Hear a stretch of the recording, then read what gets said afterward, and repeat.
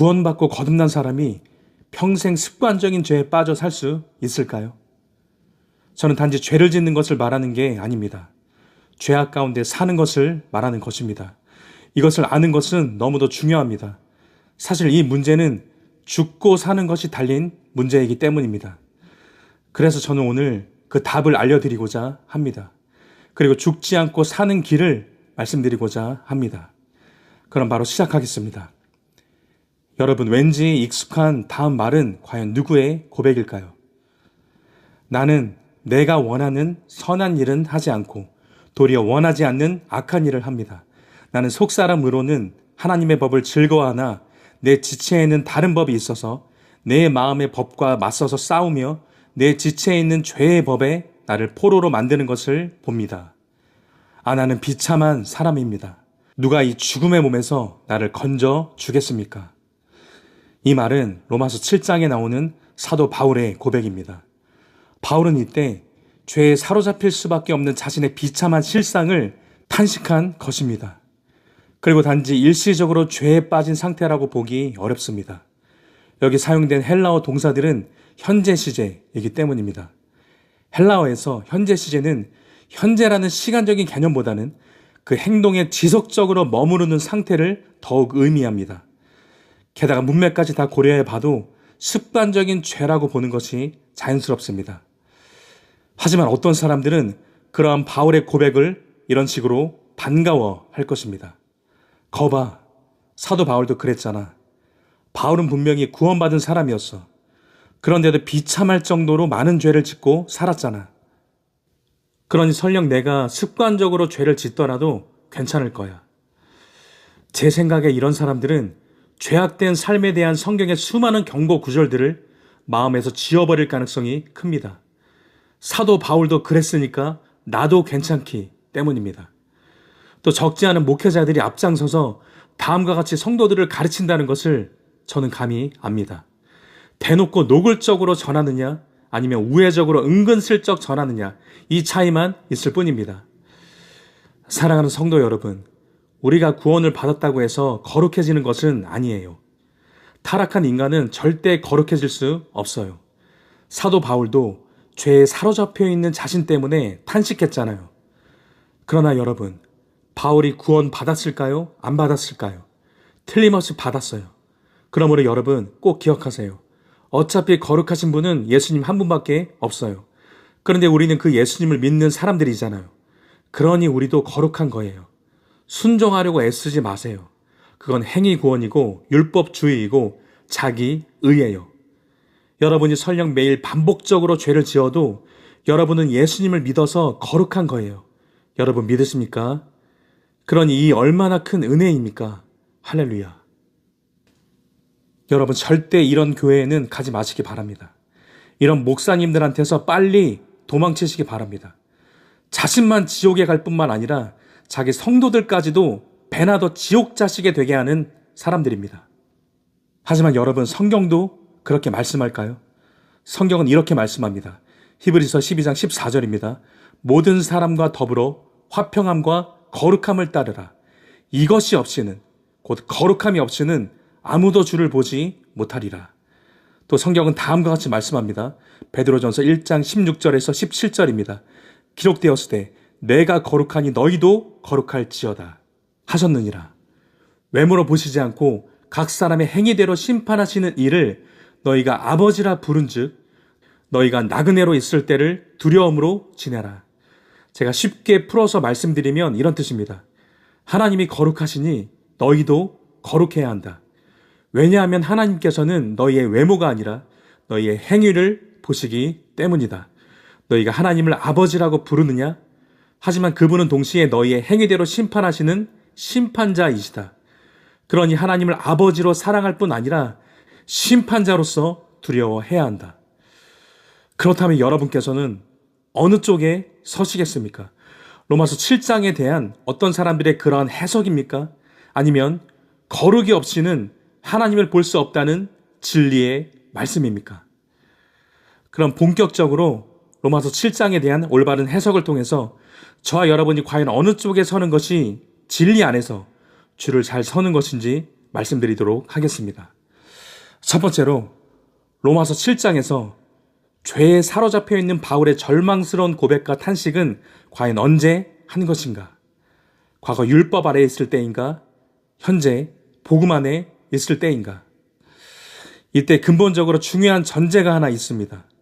그것은 바로 로마서 7장에 나타난 바울의 진술은 정확히 두 가지 시점으로 구분된다는 것입니다. 즉 바울 자신이 과거 율법 아래에 있을 때, 그리고 현재 복음 안에 있을 때입니다. 제가 알기로 이 점은 학자들 간에 이견이 없습니다. 그리고 이 가운데 로마서 7장 5절에서 6절은 이 두 가지 상반되는 시점을 동시에 보여줍니다. 그런데 이때 특별히 주목하셔야 할 단어가 있습니다. 6절 처음에 등장하는 이제는 이라는 단어가 바로 그것입니다. 여러분, 이 단어는 헬라어로 니니라는 부사입니다. 그런데 이 니니는 다음과 같은 상황에서 사용됩니다. 이전과 대비되는 새로운 상태, 구속사적인 전환, 결정적인 변화. 자, 그럼 바로 로마서 7장 5절에서 6절을 인용해 드리겠습니다. 이제는 이라는 단어의 용법을 염두에 두면서 그 전과 후를 잘 봐주시기 바랍니다. 로마서 7장 5절에서 6절입니다. 우리가 육신에 있을 때에는 율법으로 말미암는 죄의 정욕이 우리 지체 중에 역사하여 우리로 사망을 위하여 열매를 맺게 하였더니 이제는 우리가 얽매였던 것에 대하여 죽었으므로 율법에서 벗어났으니 이러므로 우리가 영의 새로운 것으로 섬길 것이요 율법 조문에 묵은 것으로 아니할지니라. 여러분 어떠십니까? 이제는 이라는 단어를 기점으로 그 전과 후가 분명하게 보이지 않으십니까? 제가 그 전과 후를 좀 더 선명하게 보여드리면 다음과 같습니다. 먼저 5절은 율법 아래 있을 때를 말합니다. 물론 여기에 율법 아래라는 직접적인 표현은 나오지 않습니다. 그럼에도 율법 아래 있을 때가 맞습니다. 왜냐하면 5절은 바로 다음과 같은 뜻이기 때문입니다. 율법은 거룩하지만 사람에게 거룩할 수 있는 능력을 가져다 주지는 못합니다. 그래서 율법 아래에 있을 때는 그 육신이 죄의 정욕의 지배를 받아서 결국 사망에 이르게 됩니다. 이게 바로 5절이 의미하는 바입니다. 그럼 5절을 다시 한번 인용해 드리겠습니다.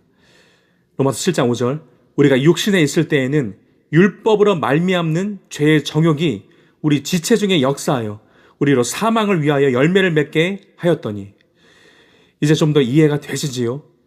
따라서 분명히 5절은 율법 아래에 있을 때를 말하는 것입니다. 다음으로 6절은 정반대로 복음 안에 있을 때를 말합니다. 물론 6절에도 복음 안에라는 직접적인 표현은 없습니다. 그럼에도 6절 역시 복음 안에 있을 때가 맞습니다. 왜냐하면 6절은 한마디로 다음과 같은 뜻이기 때문입니다. 복음은 율법과 달리 거룩할 수 있는 능력을 제공해 줍니다. 왜냐하면 복음에는 율법에는 없는 성령께서 역사하시기 때문입니다. 그래서 영을 따라 행하면 율법의 요구를 이룰 수 있게 됩니다. 이게 바로 6절이 의미하는 바입니다. 그럼 또 6절을 다시 인용해 드리겠습니다. 로마서 7장 6절, 이제는 우리가 얽매였던 것에 대하여 죽었으므로 율법에서 벗어났으니 이러므로 우리가 영의 새로운 것으로 섬길 것이요 율법 조문에 묵은 것으로 아니할지니라.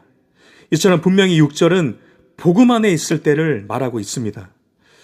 그러면 이쯤에서 중요한 질문 하나를 여러분께 던져드리려고 합니다.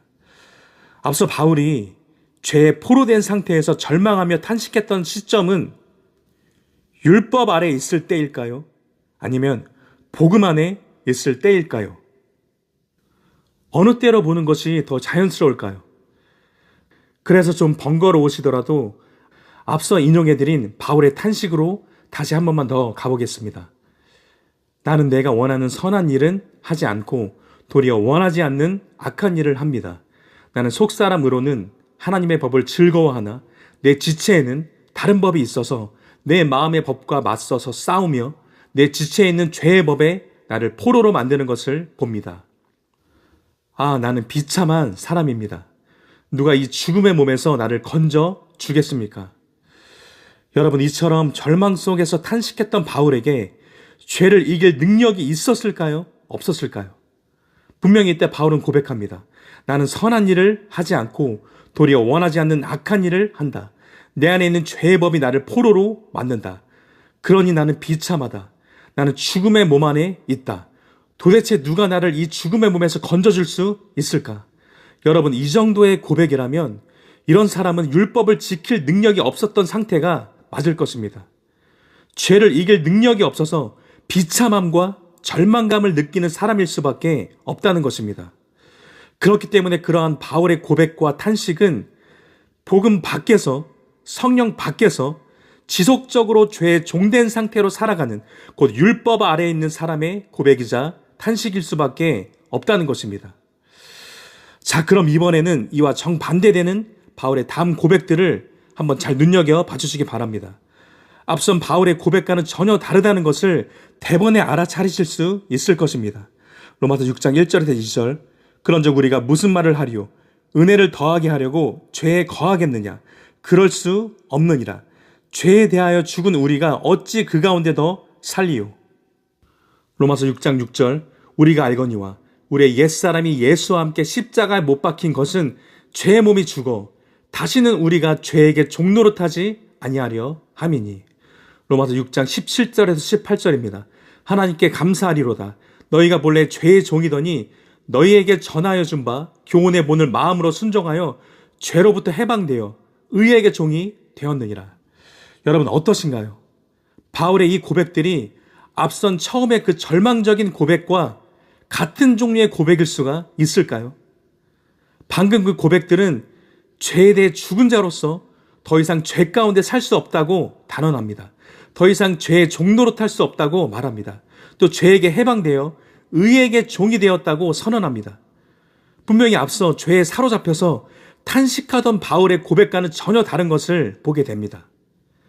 또 보다 결정적으로 바울은 로마서 7장 바로 다음 장인 8장의 시작부터 다음과 같이 고백합니다. 로마서 8장 1절에서 4절입니다. 그러므로 이제 그리스도 예수 안에 있는 자에게는 결코 정죄함이 없나니 이는 그리스도 예수 안에 있는 생명의 성령의 법이 죄와 사망의 법에서 너를 해방하였음이라. 율법이 육신으로 말미암아 연약하여 할 수 없는 그것을 하나님은 하시나니 곧 죄로 말미암아 자기 아들을 죄 있는 육신의 모양으로 보내어 육신의 죄를 정하사 육신을 따르지 않고 그 영을 따라 행하는 우리에게 율법의 요구가 이루어지게 하려 하심이니라. 의심의 여지 없이 이때 바울은 예수 그리스도 안에 있었습니다. 즉 복음 안에 있었던 것입니다. 동시에 그로 인해 생명의 성령의 법, 곧 성령 안에 있었던 것입니다. 이로 말미암아 바울은 죄와 사망의 법에서 해방되었음을 선언했던 것입니다. 정리해서 말씀드립니다.